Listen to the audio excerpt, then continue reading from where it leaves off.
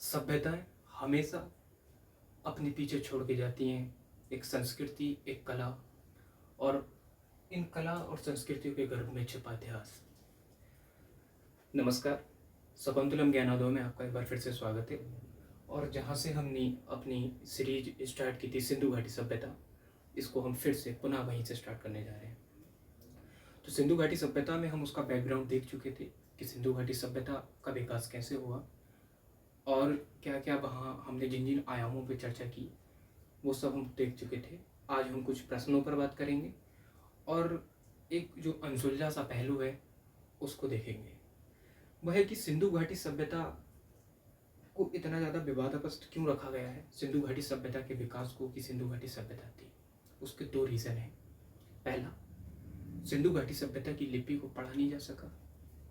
दूसरा, जब सिंधु घाटी सभ्यता की खोज हुई तो भारत एक उपनिवेश था और पश्चिमी शक्तियों ने हमेशा इस चीज़ को मानने से इनकार किया क्योंकि वो ये सोचते थे कि इसमें उनकी कहीं ना कहीं बहुत ज़्यादा मानहानि है कि जिन लोगों पर वो राज कर रहे हैं उनकी सभ्यता उनसे बहुत ज़्यादा विकसित थी। अभी वो वहाँ तक पहुँचे भी नहीं जहाँ तक वो लोग जितने विकसित हो चुके हैं। सिंधु घाटी सभ्यता को बहुत सारे पश्चिमी इतिहासकार इस दृष्टि से देखते हैं कि सिंधु घाटी सभ्यता से ज़्यादा मेसोपोटामिया की सभ्यता विकसित थी। तो अगर हम उस चीज़ में देखें तो ऐसा नहीं है। बाद में सभी इतिहासकारों को ये मानना पड़ा कि सिंधु घाटी सभ्यता मेसोपोटामिया या मिस्र दोनों ही सभ्यता से बहुत ज़्यादा विकसित थी। और कुछ लोग इतिहासकारों ने यहाँ तक कह दिया कि मेसोपोटामिया से ही कुछ लोग आए थे और उन्होंने ही सिंधु घाटी सभ्यता का विकास किया। तो इस बात का भी यहाँ खंडन हो जाता है क्योंकि यहाँ की संस्कृति और यहाँ की जो क्रियाकलाप है वो बहुत ज़्यादा उन दोनों में भिन्नता देखने को मिलती है। जैसे सिंधु घाटी सभ्यता, ध्यान दीजिएगा, यहाँ से ही आपके प्रश्न बनने स्टार्ट हो जाते हैं। सिंधु घाटी सभ्यता में मंदिरों के होने के अवशेष प्राप्त नहीं होते, यानी कि सिंधु घाटी सभ्यता में मंदिर नहीं होते थे, ऐसा अभी तक साक्ष्यों से पता चला है। लेकिन वहीं मेसोपोटामिया की सभ्यता में हमने देखा है कि वहाँ पे कुछ ऐसे पूजा स्थल मिले हैं जहाँ पर जो पूजा करते थे, पिरामिडों का इतना ज़्यादा विकास था। तो सिंधु घाटी सभ्यता में बहुत ज़्यादा चीज़ें अलग हैं। सिंधु घाटी सभ्यता में सिर्फ आपको ये देखने को मिलेगा जैसे कि जब किसी का देहावसान करने जाते थे तो उसके साथ कुछ ज़रूरत की चीज़ों को दफना दिया करते थे। ऐसी मान्यता थी कि वो उसके जीवन में वो काम में आएंगी मरने के बाद। लेकिन मेसोपोटामिया की सभ्यता में क्या होता था कि बहुत सारे राजाओं के साथ हीरे जवाहरात और यहाँ तक कि दासों को भी मारकर दफना दिया जाता था कि ये उनके काम में आएंगे। तो सिंधु घाटी सभ्यता में ये चीज़ें बहुत कम की जाती थी। तो यहाँ से हमें पता चलता है कि सिंधु घाटी सभ्यता और मेसोपोटामिया की सभ्यता में बहुत ज़्यादा अंतर थे। तो ये साक्ष्य कहीं से कहीं तक मेल नहीं खाते कि मेसोपोटामिया की सभ्यता के लोगों ने आकर के सिंधु घाटी सभ्यता को बसाया। सिंधु घाटी सभ्यता एक अलग सभ्यता थी, इसका अलग विकास हुआ। तो सिंधु घाटी सभ्यता में हम देखेंगे कि सिंधु घाटी सभ्यता का विकास कैसे हुआ, जो हमने पिछले लेक्चर में बात की। तो अब हम सिर्फ ये देखेंगे कि किस तरीके से पिछले कुछ दिनों में, चाहे आपका यूपी ट्रिपल एससी हो या उत्तराखंड ट्रिपल एससी हो या इस तरीके की जो लोअर पीसीएस है या पीसीएस है, यहाँ तक के हमने क्वेश्चंस को इसमें सेट किया है कि चाहे यूपी पीसीएस हो, उत्तराखंड पीसीएस हो, यहाँ तक कि राजस्थान पीसीएस हो, हरियाणा पीसीएस हो, वहाँ से कुछ पुराने सालों में किस तरीके के प्रश्न पूछे गए या किस तरीके से यूपी ट्रिपल एससी और उत्तराखंड ट्रिपल एससी विशेषता यहाँ से क्वेश्चन पूछ रहा है। तो उसमें सबसे पहले मैं माफ़ी चाहूँगा, मैप आपको कम विजिबल होगा तो थोड़ा एडजस्ट करेंगे। सबसे पहला हम जब बात करेंगे तो सिंधु घाटी सभ्यता को, जैसे हमने पहले ही लेक्चर में बात की थी, कि हम इसको 3 चरणों में देखेंगे। जैसे उसका सामाजिक पहलू कैसा था, राजनीतिक पहलू कैसा था, आर्थिक पहलू कैसे था। अगर सिंधु घाटी सभ्यता में हम इन तीनों आयामों पर ही प्रश्नों को देखें तो किस टाइप से बनते हैं, तो हम सामाजिक पहलू में अगर देखें तो धर्म और दर्शन, पहला क्वेश्चन यहीं से बनता है। सिंधु घाटी सभ्यता में पशुपतिनाथ की पूजा की जाती थी। यहाँ की मोहरों से पता चला है, जहाँ पर एक योगी की मुद्रा में एक संत साधु को बैठाया गया है जिसके चारों ओर से वो पशुओं से घिरा है, जिससे हमें पता चलता है कि उस पशुओं का देवता माना गया और उसे प्रकृति का देवता माना गया और उसी को ही बाद में शिव की उपाधि दी गई। यानी कि पशुपतिनाथ जो थे उन्हें भगवान शिव के रूप में पूजा गया। उसके बाद में वृक्षों की पूजा की गई। वृक्षों की पूजा प्रकृति की पूजा के रूप में की गई उसके बाद में पशु पूजा की गई और पशुओं को देवता पशुपतिनाथ को माना गया। मातृ देवी की पूजा की गई, जो मोहनजोदारो से मातृ देवी की प्रतिमा मिलती। क्वेश्चन इस टाइप से बनते हैं कि मातृ देवी की प्रतिमा कहाँ से मिली, या सिंधु घाटी सभ्यता में निम्नलिखित में से किसकी पूजा की जाती थी। तो अग्नि, जल, पशु, मातृ देवी, पशुपति, शिव, वृक्ष पूजा, इन सब की पूजा की जाती थी। तो यहाँ से आपका किसी भी प्रकार का प्रश्न बन सकता है। इसी तरीके से हम नीचे देखेंगे, आपसे पूछेगा कि सिंधु घाटी सभ्यता का विकास किस नदी के किनारे हुआ। तो इस प्रश्न को वो थोड़ा बदल सकता है, वो पूछेगा कि हड़प्पा सभ्यता का विकास किस नदी के किनारे हुआ। क्योंकि सिंधु घाटी सभ्यता से तो आप सिंधु नदी पता लगा लोगे, लेकिन सिंधु घाटी सभ्यता का ही दूसरा नाम हड़प्पा सभ्यता था। तो इसीलिए वो क्वेश्चन पूछ सकता है कि हड़प्पा सभ्यता का विकास कौन सी नदी के किनारे हुआ। तो सिंधु घाटी सभ्यता, अगर आप इसको देख पा रहे हैं तो जो ब्लू लाइन में नदी दर्शाई गई है, सॉरी ये वाली, ये सिंधु नदी है और ये घग्गर नदी है। तो घग्गर नदी, हड़का नदी भी कहते हैं इसको। तो सिंधु घाटी सभ्यता के विकास के बारे में अगर हम बात करें तो सिंधु नदी है। उसके बाद में हम देखेंगे कि कौन कौन से शहर हैं जिसके पास से जो इनके पास में थे या जो फेमस शहर हुए। तो सबसे पहले हम देखेंगे कि सिंधु घाटी सभ्यता का जो सबसे ज़्यादा प्रश्न पूछा जाता है, देखो एक चीज़ हमेशा याद रखेंगे, सिंधु घाटी सभ्यता का उत्तरी भाग, सिंधु घाटी सभ्यता का सबसे दक्षिणी भाग, सिंधु घाटी सभ्यता का पूर्वी भाग और सिंधु घाटी सभ्यता का पश्चिमी भाग।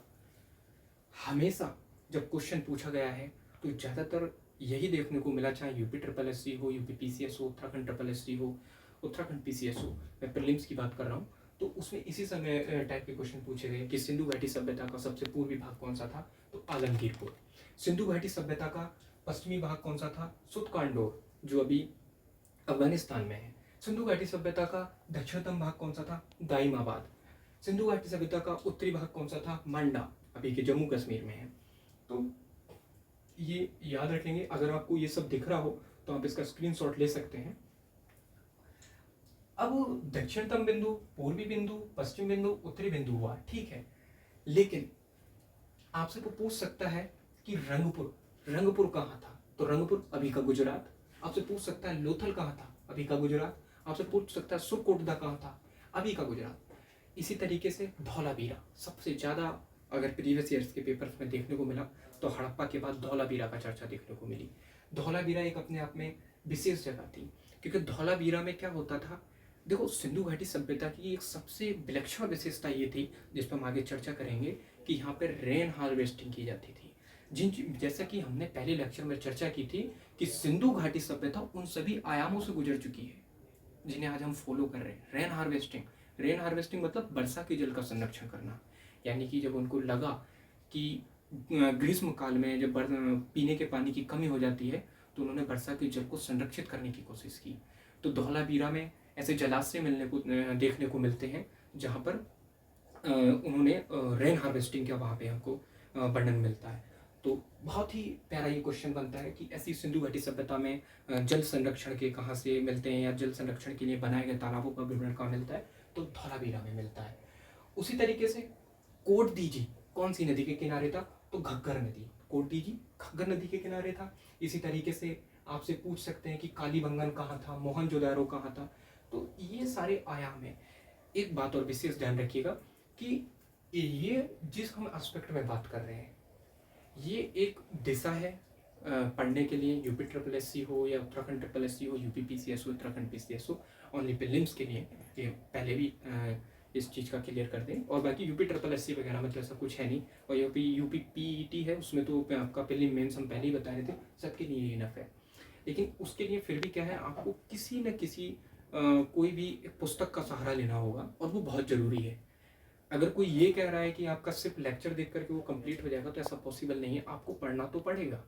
आप कोई भी एक विशेष पुस्तक ले सकते हैं या किसी के क्लास नोट्स ले सकते हैं। इतने सारे कोचिंग्स वगैरह के जो दिल्ली में फेमस कोचिंग हैं, या और भी आपके राजस्थान में हैं, या और भी हैं बहुत ज़्यादा, इलाहाबाद में है, कहीं से भी फ्री ऑफ कॉस्ट सबके आजकल वेबसाइट पे मिलते हैं, आप प्रिंट निकलवा सकते हैं।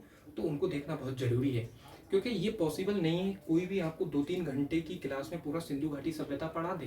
तो इसलिए आपको सिर्फ वहाँ से 1-2 दिन में क्वेश्चंस देख लेने हैं, जो आपको पूरा फ्रेमवर्क यहाँ मिल जा रहा है। वहाँ से अगर सिर्फ आप एक बार स्लाइड में देखेंगे तो आपको ऑटोमेटिकली कभी दोबारा पढ़ने की जरूरत नहीं पड़ेगी, क्योंकि ये फ्रेमवर्क पूरा उस तरीके से समझाया गया है कि दोबारा पढ़ने की आपको ज़रूरत नहीं है।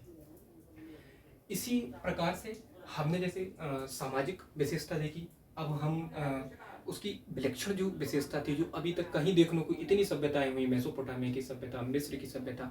एक बात हमेशा ध्यान रखिए, सिंधु घाटी सभ्यता का आकार इतना बृहद था कि उस समय की अगर मिस्र की सभ्यता और मेसोपोटामिया की सभ्यता दोनों के आकार को अगर मिला दिया जाए तब भी सिंधु घाटी सभ्यता का आकार उससे बहुत ज़्यादा बड़ा था। तो ऐसी सुनियोजित नगर व्यवस्था और इतनी ज़्यादा डेवलप्ड सभ्यता को जानना, इसलिए मैंने पहले ही आपको बताया कि ये सबका केंद्र बिंदु रहा था। इसकी विलक्षण विशेषता जैसा हमने यहाँ भी दर्शाया है कि जल संरक्षण पद्धति थी, जिसपे भी हम थोड़ी देर पहले चर्चा कर चुके हैं। दूसरी विलक्षण विशेषता इसकी नगरीय सभ्यता।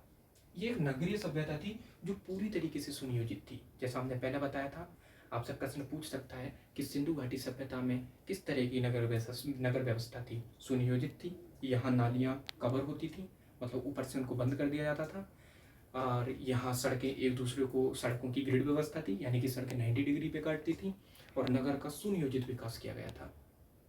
तो बिल्कुल यहाँ से आपके बहुत अच्छे क्वेश्चन बन सकते हैं। आपका यहाँ से क्वेश्चन बन सकता है कि क्या सिंधु घाटी सभ्यता सबसे ज़्यादा जहाँ गलती की जाती है कैंडिडेट्स के द्वारा, वो यही की जाती है कि वो आंखें मीच करके क्लिक कर देते हैं कि सिंधु घाटी सभ्यता में सबसे ज़्यादा लोगों का जो रोजगार का पहलू था वो कृषि था, लेकिन ऐसा नहीं था।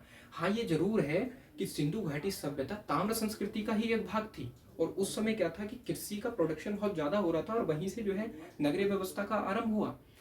अगर हम देखें जो आपका क्रमिक उद्भव का जो विकास दिया गया, उसमें जो बताया गया, उसमें ये बताया गया कि उत्तर पश्चिम की जो समृद्ध कृषक बस्तियां थीं वो सन 5500 ईसा पूर्व से 3200 ईसा पूर्व थी।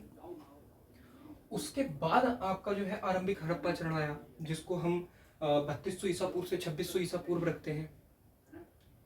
यानी कि हड़प्पा काल तो हम जो अभी पढ़ते हैं 2600 ईसा पूर्व से 1900 ईसा पूर्व, या कहीं कहीं आपको मिलेगा 2650 से 1750 ईसा पूर्व। अलग अलग इतिहासकारों में भी इसमें भी मतभेद है। तो लेकिन इसके पहले से ही हड़प्पा सभ्यता चली आ रही थी, लेकिन हमने उसको क्या नाम दिया, आरंभिक हड़प्पा चरण, जिसको हमने लिया 3200 ईसा पूर्व से 2600 ईसा पूर्व। उसके बाद से हमने हड़प्पा चरण लिया।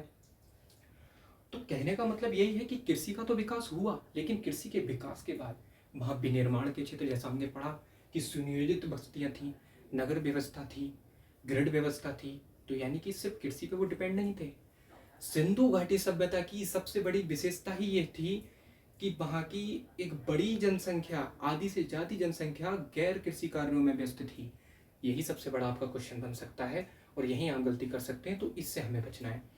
तो अगर कृषि में व्यस्त नहीं थी तो फिर कहाँ से मतलब बिजनेस चल रहा था। जैसा मैंने बताया, व्यापार करते थे वो लोग। तो सिंधु घाटी सभ्यता में व्यापार होता था किन चीज़ों का, हीरो का, जवाहरात का, टिन का, इन सब का हम आयात करते थे, निर्यात करते थे। हीरे जवाहरातों को हम निर्यात करते थे, अफ्रीका से हाथी दांत लाते थे, और अफगानिस्तान से, जैसा हमने बताया, टिन का हम आयात करते थे, और भी आवश्यकता की वस्तुएं थी।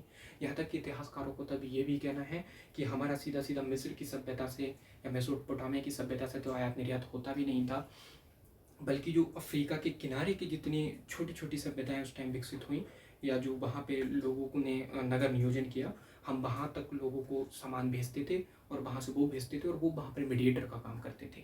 तो जैसे जैसे समय आ रहा है, इसमें और भी गुत्थियाँ सुलझती चली जा रही हैं।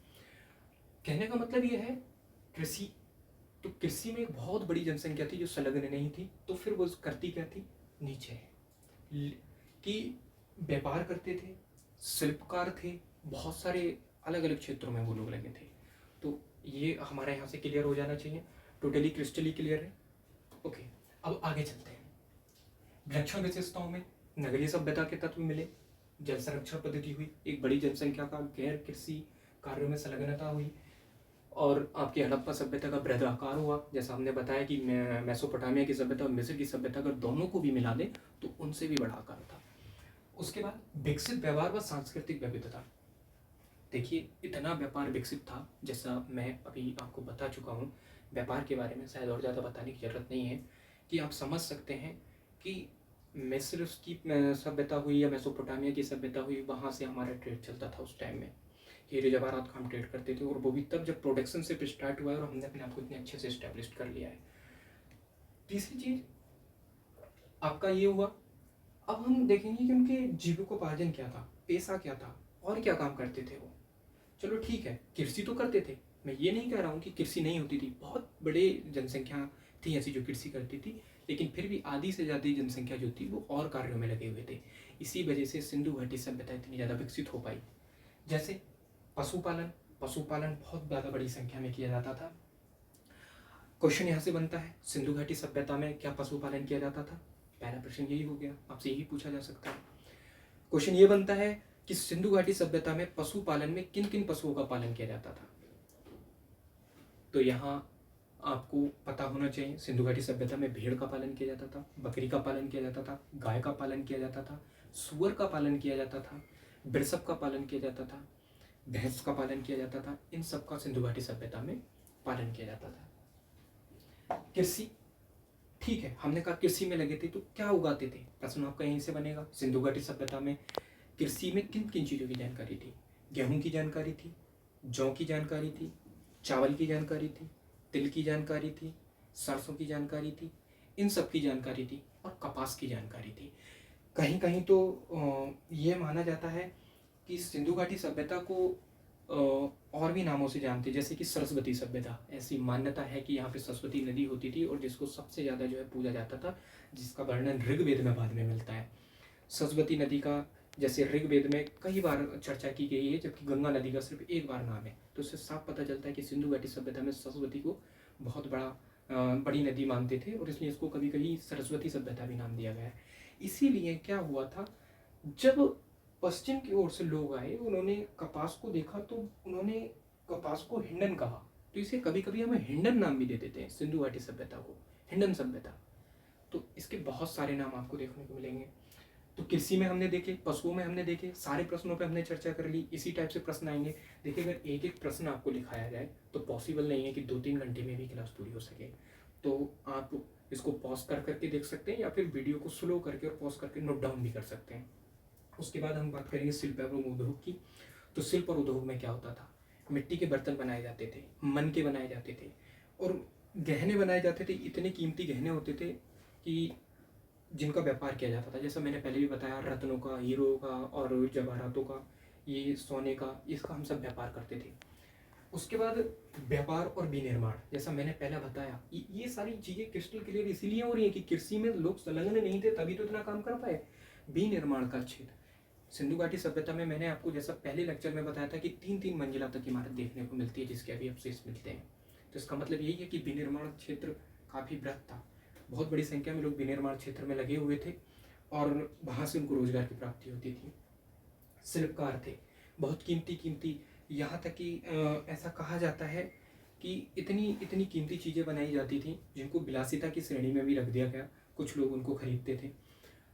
और ये आपका पेशा हुआ, जिनका माफ कीजिएगा, जीविकोपार्जन के साधन थे। और ये आपका सामाजिक हुआ। राजनीतिक क्या था? ये सामाजिक, राजनीतिक, आर्थिक। हमने आर्थिक भी देखा कि उनकी मतलब इनकम के सोर्स क्या थे, व्यापार क्या था, या क्या क्या करते थे। सामाजिक हमने दर्शन, धर्म और दर्शन देखा उनका। बाकी अब हम देखेंगे कि सामाजिक व्यवस्था कैसी चल रही थी। धर्म और दर्शन को हमने समाज से अलग कर करके देखा है। राजनीतिक वे में हम चले गए हैं, अब हम सामाजिक वर्ग देखेंगे।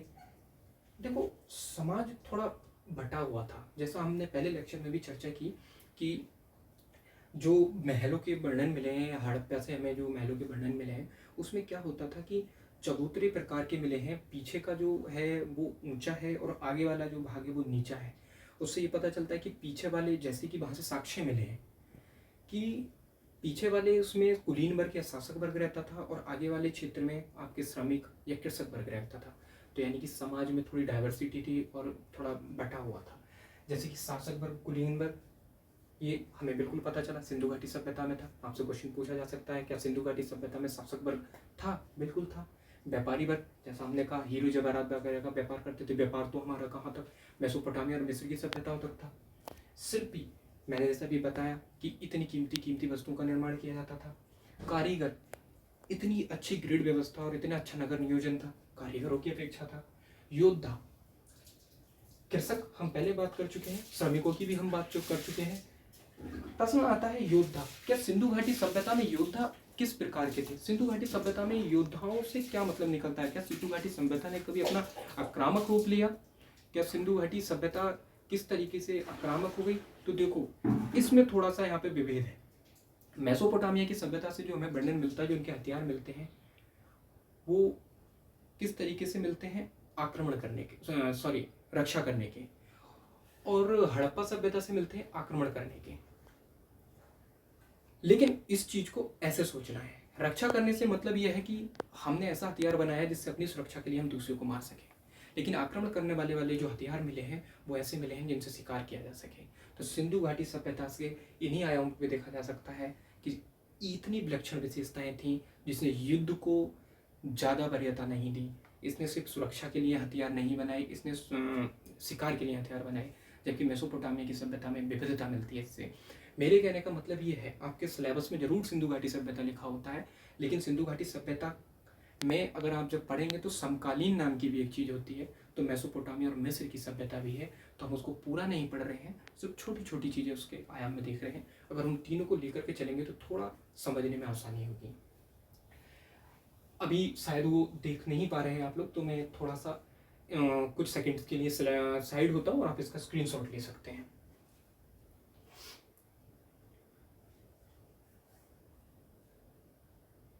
ठीक है, अब देखिए धौलावीरा के बारे में हम चर्चा कर चुके हैं। बड़े बड़े यहाँ जलाशय देखने को मिले, प्लस यहाँ सबसे बड़ा आपको स्थल मिलता है जो खेती के लिए हो। मैं अभी समय समय में आपके साइड लेता रहूँगा, आप देखते रहिएगा। उसके बाद कालीबंगा में जुता हुआ खेत मिला है, चूड़ियाँ मिली है। उसके बाद आप देखेंगे इसमें रोपड़। देखिए, रोपड़ से यहाँ पर जगह मिलती है कि मानव के साथ कुत्ते को दफनाए जाने के अवशेष मिलते हैं। आपसे यही प्रश्न पूछा जाता है कि सिंधु घाटी सभ्यता में ऐसा कौन सा स्थान था जहाँ पर मानव के साथ कुत्ते को दफनाया जाता था? तो रोपड़। उसी के साथ आप आगे देखेंगे मोहनजोदड़ो में क्या था? एक बृहद स्नानागार मिला, मातृ देवी की मूर्ति मिली, पशुपतिनाथ की मुनि की मुद्रा में बैठे हुए प्रतिमा मिली।